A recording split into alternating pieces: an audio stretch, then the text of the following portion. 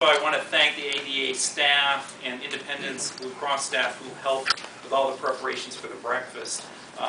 We've got a great team, and one thing I can promise you is if you sign on to get involved, we will support you and we will give you a rewarding and fun experience for your employees. So we've got a great team, and I want to recognize them.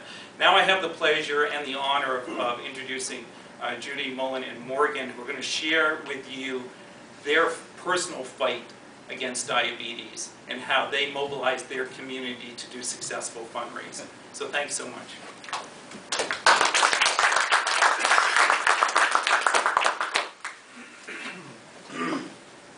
Good morning.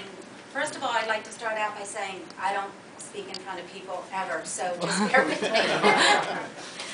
I was 35 when I was first diagnosed with juvenile diabetes, which is now called type 1 diabetes. How could this happen to me? Nobody in my family has it. And I asked, why me? In the emergency room, I asked two questions. The first was, could I have children? And the second was, I already have a form of muscular dystrophy. Am I going to have to lose my legs, my arms, and then die? And then I asked, why me? After spending a week in the hospital learning how to be a diabetic, I asked, why me? I learned how to do insulin shots, check my blood sugars, what to eat, when to eat, how much to eat, how to balance my insulin with my food intake, and then I asked, why me? After trying for 3 years, being on insulin 1 month, I was able to get pregnant, and the doctor said to me, don't count on this one. Your body is in bad shape, but at least we know you can get pregnant. And I said, why me? During my pregnancy, I was committing to keeping my stress level low, eating what I should eat, and exercising.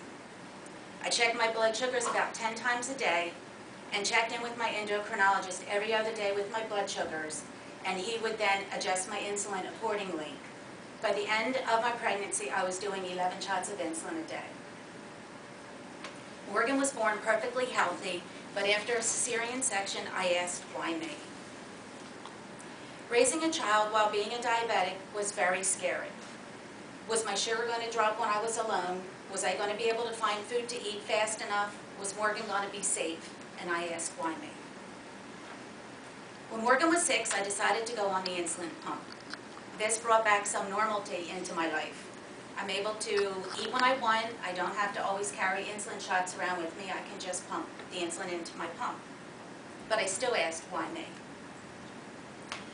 2.5 summers ago, I developed a common stomach bug that lasted for 24 hours. I knew I was dehydrated and had to go to the hospital. I was admitted to the hospital but never taken off the insulin pump. I don't know about you, but I thought when you went into the hospital, the nurses and doctors were there to take care of you. The medical team took my blood sugar, gave me the results. Normally, what I do is I do a calculation and I pump the amount of insulin I need into my pump. This was impossible to do in my condition. I had an NG tube in my nose, down my throat, and in my stomach. They would give me my blood sugars, and I was to calculate how much insulin to give myself. I could not do this. I asked for a calculator, which they then took away from me because the night nurses needed to use it. My condition grew worse. 2 days later, during the night, I knew something was very wrong. I couldn't remember my home phone number, but I could remember my mom's number. Morgan was staying with her. I dialed her number, I mumbled something, and I hung up. My mother immediately called the nurses station to find out that I had taken a turn for the worse, and the doctors were just alerted of my condition. Morgan and my mom arrived at the hospital as they were wheeling me into ICU. My sugars were over 900 when they should be 100. My heart rate was at 180 when it's normally 75. At this point, I knew I was going to die. And the sad part was, I didn't care.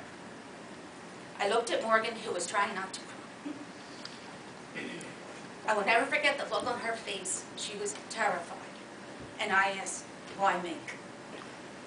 I was in critical condition for 5 days, in the hospital for a week. I developed Graves' disease and put on thyroid medication as a result. My body was completely exhausted. This nightmare caused me to be out of work for 8 weeks, and I asked, why me? Words can't express how tough it was to watch my mom in critical condition. She went to the hospital to get better, but they made her worse. No one knew how to handle her insulin pump. I was in shock that the medical team could not help her. All she had was a common stomach virus. It took our family months to be able to not worry about my mom. Just as things began to get better, my dad had a heart attack during the night and had to have a stent put in. Because of my mom and dad's health, we decided to cancel our summer plans. The only thing I had to look forward to was a Jonas Brothers concert. Nick Jonas, the youngest Jonas brother, has type 1 diabetes. During the concert, he sang a song that he wrote about his own struggle with diabetes called A Little Bit Longer. Everything he said reminded me of what my mom goes through. When he finished, he talked to the crowd about their foundation Change to Children, which helps kids with diabetes. I thought my mom liked to hear Nick's song, so I asked her if we could go to a concert with our neighbors. She said, I've sunk too much money into those Jonas Brothers already this summer. So I asked if I raised my babysitting money, would she go with me? She said sure. She probably said that not realizing I was serious. I don't joke around when it comes to the Jonas Brothers. I raised the money and bought lawn tickets, and we went with our neighbors. It was so emotional for our group to hear Nick's song. The crowd was silent, and you could hear a pin drop, which is not common at Jonas Brothers concerts. We looked at each other and knew we had to help. In the parking lot of the concert, we were talking about how hard it must be to be a diabetic. My mom said, don't feel sorry for us, do something to help. And Pump It Up was born. Pump It Up includes our 3 neighbors, Amanda Wolf, who is 17, Brianna Paye, who is 15, Nicolette Paye, who is 11, and myself, I'm 16. We put together ideas during a ride home about what we could do to raise money. My mom suggested that we ask at the health club where she works to have space for a snack and juice, which is a family version of a beef and beer. We got their approval and they asked us to speak at a team meeting of 300 people to ask for volunteers. We asked our neighborhood to help with raffle baskets, thinking we'd get a few, but we got 27. The support was amazing. Our first fundraiser, the Snack and Juice, was November 15, 2008. For a fee of $15 per family, we had moon bounces, face painting, a DJ, indoor swimming, a kid's fortune teller, a kid's nail salon, and photographer for food and raffle baskets. We thought we could raise $400, but ended up raising $6,025.25. With all of our success from last year, we decided to have 4 fundraisers this year. On November 7th, we had a dance party where kids and their families could come to our dances to Jonas Brothers, Miley Cyrus, and Honor Society songs. Kids and their families, kids brought their piggyback change for Change for the Children.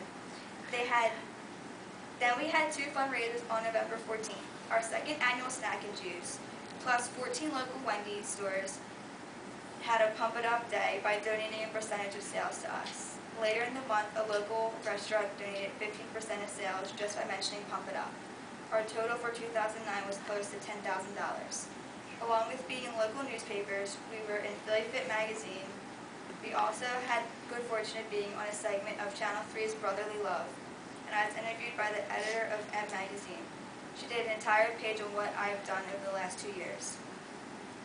The Jonas Brothers have inspired me to raise money for people with diabetes. Without them, I would have never thought to turn our terrible experiences into something so great.